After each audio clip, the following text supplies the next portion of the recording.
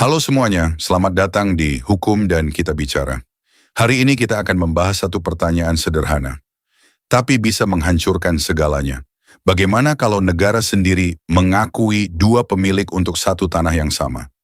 Kedengarannya mustahil, sayangnya ini nyata. Dan sudah sering terjadi. Sekarang kita masuk ke skenarionya. Bayangkan ada dua orang, dua-duanya pegang sertifikat hak milik, lokasinya sama persis. Pertanyaannya, siapa yang sebenarnya berhak? Inilah yang disebut sebagai sertifikat ganda. Masalahnya, ini bukan sekadar administrasi yang salah ketik.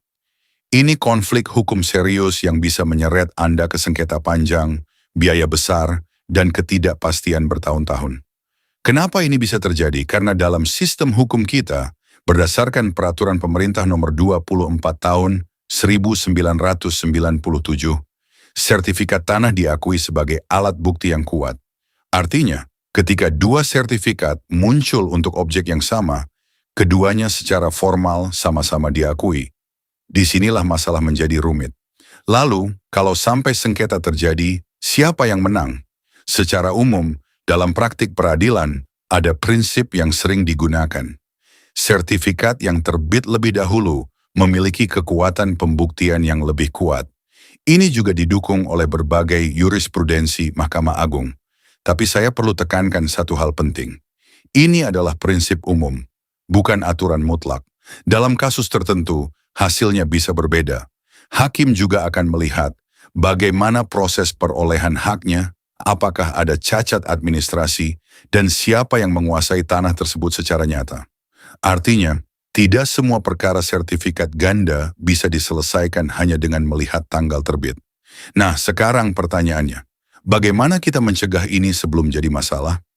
Langkah pertama adalah pengecekan sertifikat.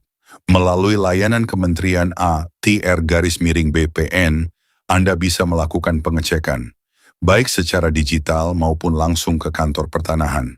Tapi perlu dipahami, tidak semua data bisa diakses secara bebas.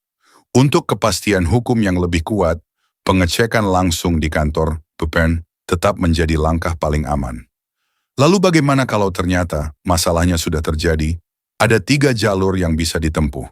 Pertama, jalur administratif. Laporkan ke BPN. Jika ada kesalahan prosedur, sertifikat yang bermasalah bisa dibatalkan. Kedua, jalur peradilan. Mengajukan gugatan ke Pengadilan Tata Usaha Negara untuk menguji keabsahan sertifikat tersebut. Ketiga, jalur pidana. Jika ada indikasi pemalsuan, ini bukan lagi sengketa, ini tindak kejahatan. Sekarang saya ingin Anda berhenti sejenak dan pikirkan ini. Satu sertifikat yang terlihat sah di tangan Anda belum tentu aman dari sengketa. Dan seringkali orang baru sadar setelah konflik itu benar-benar terjadi. Jadi sebelum semuanya terlambat, saya ingin bertanya, sudahkah Anda memastikan sertifikat tanah Anda benar-benar aman? Kalau belum, mungkin ini saatnya Anda mulai.